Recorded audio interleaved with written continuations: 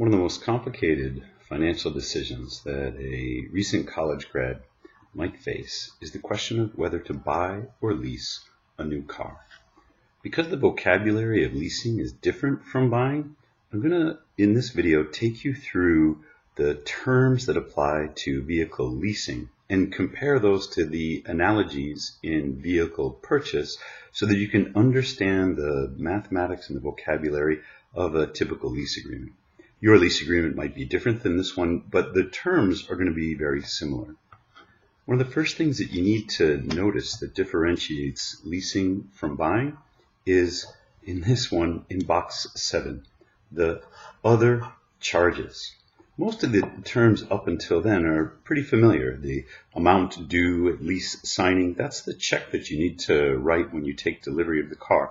And there's a breakdown on what the $1,035 in this example amounts to. Then there's the monthly payments. This is a 42-month lease, and the first payment is due upon delivery of the car. So that leaves 41 more payments, and box 6 computes the total number of payments that the leaseholder is going to make to rent the car. But what's this other charges? At the end of the 42 months, the driver has the option of purchasing the car, and the amount, the purchase price, is specified in the lease. We'll get to that on page 2. But the important thing right now is the driver can choose to buy or to give the car back to the leasing company. If they give the car back to the leasing company at the end of the lease, then the leasing company is going to charge them this $300. You might say, why are they charging me $300 just to take their own car back? It's their property. Why isn't that their problem? Well, they incur some real costs when you put the car back on the leasing company. Those are the costs of inspecting the vehicle and assigning it to an auction where it will be sold, probably to a used car dealer.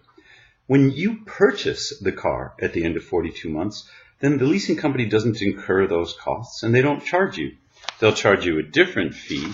They charge you what's called the purchase option at end of lease term fee, but that's only $50. And that's to cover their costs, they'll tell you, of doing some paperwork. Let's not worry about that one for right now. The most important thing to notice here is what a lot of people overlook about leasing automobiles. The fact that you purchase an option to buy the car at the end of the lease. Assuming that you like the car, you might want to stay in it. But what if the car depreciates more quickly? What if it loses market value more quickly than you thought? Then you still might, even if you like the car, choose to put it back on the leasing company. If, however, the car keeps its value at a pace that is better, if it's worth more than the agreed upon value, called the residual value, at the end of the lease, you might choose to buy it. And that includes saving yourself this $300. So we're going to finish up here with the simple things in page 1, drawing attention almost exclusively to this other charges. Some of these other things, I don't know what they are. The dealer document processing fee, I've never got a good explanation of. These title fees typically go to your local government to register your vehicle, and here you see the first monthly payment. When you add up the amount that is due at signing and the amount that you're going to pay over the lease term, it tells you the total that leasing the car will cost. That's the end of page 1. The really interesting things happen on page 2. The first term to notice is called gross capitalized cost. Gross capitalized cost sounds like a really big term for what we used to be called the price of the car. But here, the agreed upon value of the vehicle is the term that the lease will use. And that's because there is no sale. You're not buying the car.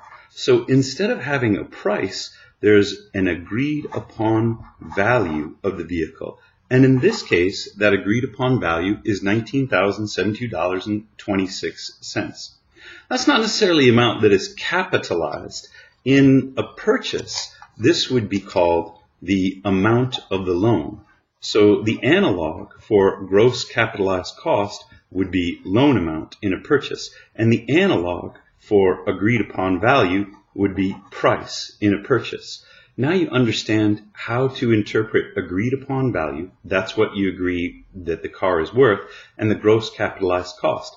That's the amount that they're going to determine. That's the amount that they're going to use to determine your payments. That is your monthly payments that happen after you take delivery of the vehicle. Capitalized cost reduction.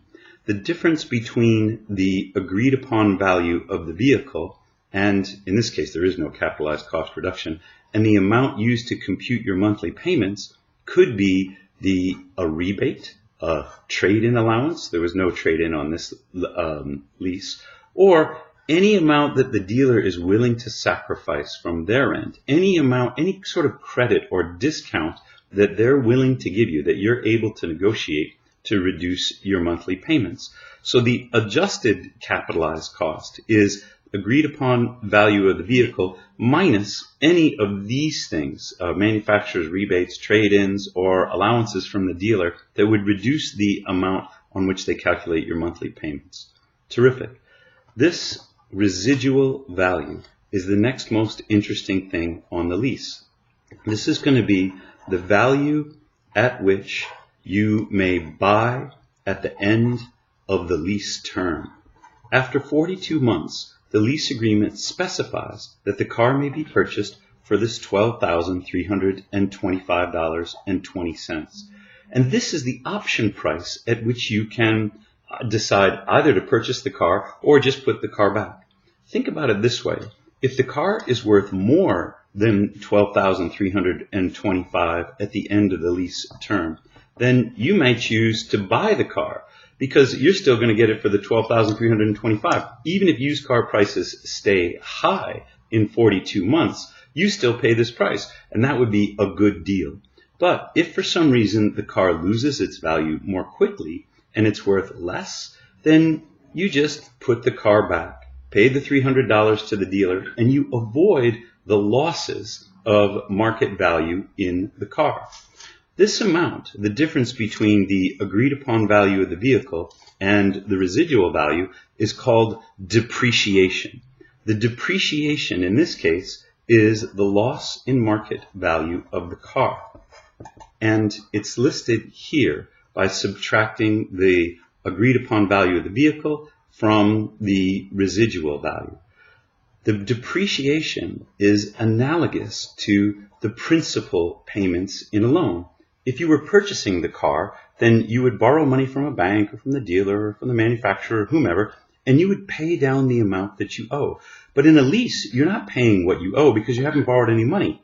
Instead, you're compensating the leasing company for the loss in value of the vehicle. So you can think of depreciation as analogous to the principal on a loan. Then there's this other amount here, and that's the rent that you pay for the vehicle.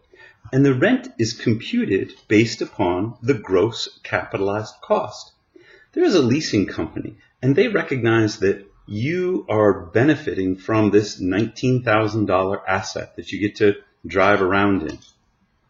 It costs them money to own that asset and rent it to you. So now we're going to get a sense of how much you're paying in rent if you were to create the analog of rent to the interest on a loan. There's a calculation that you can do to figure this out. The rent is $11,868. The agreed upon value of the vehicle is $19,072.26. When we divide one of these by the other, we'll get what is going to look like an interest rate. I'm going to get my calculator out and I'm going to calculate that interest rate for you right now. It turns out to be 0.062 over the 42-month period. Well, no one expresses interest rates over 42 months. It would be much more interesting if we could have a monthly interest rate. And to calculate the monthly, we need to add 1 to that figure and raise it to the power of 1 over 42.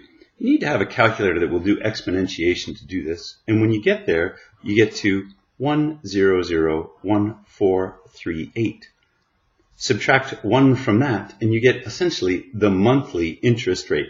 The monthly interest rate isn't all that interesting. We're accustomed to seeing annual interest rates. So we're going to raise this to the power of 12 and get to 1.0174. The rent paid for this vehicle, which is analogous to the interest on a loan, amounts to a loan rate of 1.74%. This is the rent divided by the value of the asset that you're renting. 1.74% is a pretty good comparative interest rate. Since I'm saying the rent is analogous to the interest on a loan, you can think of this rent as being calculated at an analogous interest rate of 1.74% per year.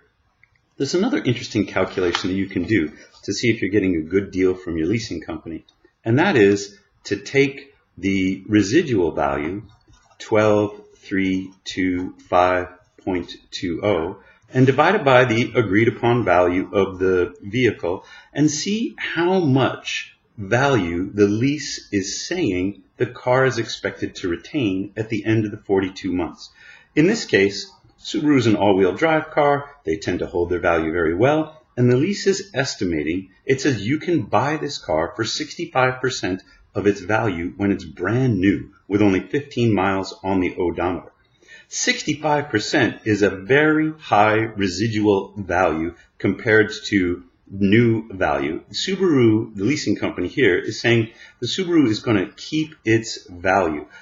Typical values might be 60% or even in the mid 50% for reliable automobiles, not necessarily all-wheel drive. 65% means that the amount of depreciation, this 6,752, is very low that you have to pay for compared to the agreed upon value of the vehicle. These two numbers, the percent of value retained, which you want to be high, and the rent expressed as an analogous interest rate, which you want to be low, give you some indication of whether you're getting a good deal on your lease.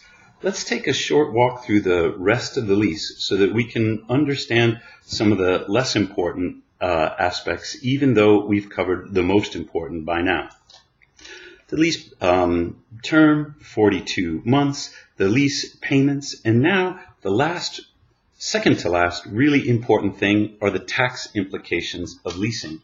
When you lease, in most states, you don't pay tax on the entire agreed upon value of the vehicle because you're not purchasing the vehicle. And you don't pay it up front because you're paying for the rent and the depreciation of the vehicle on a monthly basis.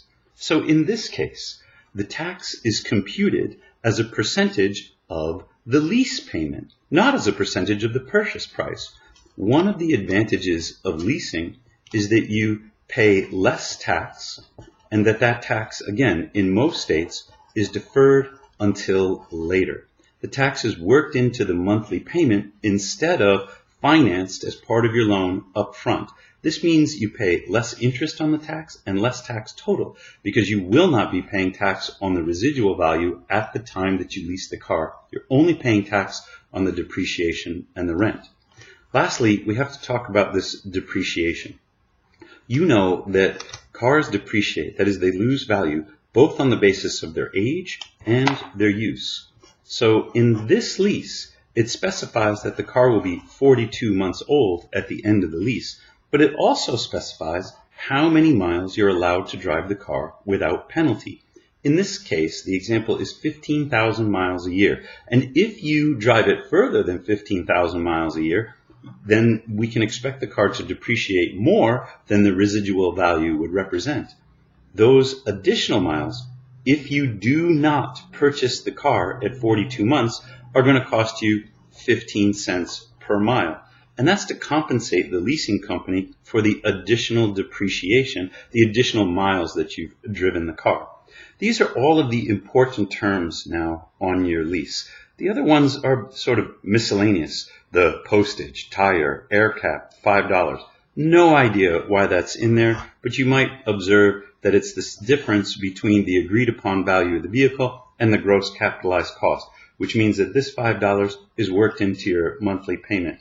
There's some other disclosures a little further down the lease that will help you understand where the money that you're paying is going. But for right now, I think you're able to translate the vocabulary of the motor vehicle lease, which is sort of odd, agreed upon value of the vehicle, into those terms that you're more familiar with, like price, interest rate, principal, used car value compared to residual, agreed upon value, and the terms that the lease uses.